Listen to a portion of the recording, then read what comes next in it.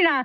आज मैं आपको लक्ष्मी माता और सुनार की एक बहुत ही सुंदर कहानी सुनाने जा रही हूँ। अगर आपको यह कहानी पसंद आए तो कमेंट बॉक्स में लक्ष्मी माता की जय अवश्य लिखिए। बहुत समय पहले की बात है, किसी गांव में एक सुनार अपने परिवार के साथ रहता था। उसका भरा पूरा परिवार था, बेटे बहू सब थे। उनके यहाँ किसी प्रकार की कोई कमी नहीं थी।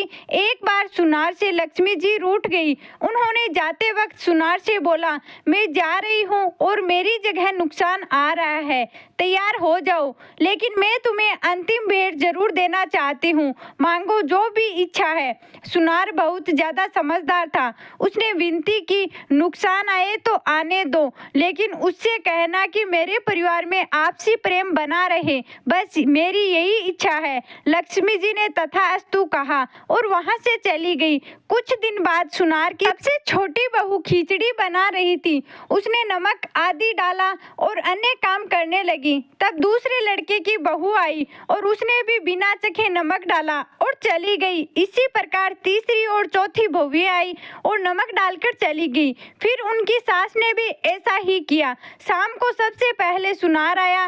जैसे ही पहला निवाला मुंह में लिया, देखा बहुत ज्यादा नमक है, इसलिए वह समझ गया कि नुकसान आ चुका है।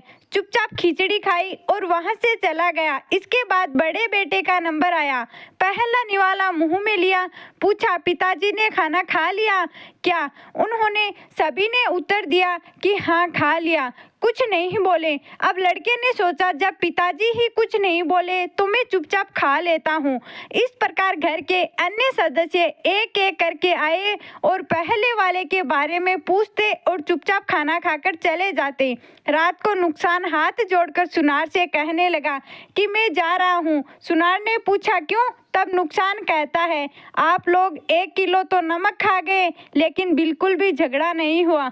मेरा यहाँ कोई काम नहीं है। इस तरह नुकसान वहाँ से चला गया। तो दोस्तों, झगड़ा कमजोरी, हानि, नुकसान की पहचान है। जहाँ प्रेम है वहाँ लक्ष्मी जी का वास है। जय हो लक्ष्मी माता की।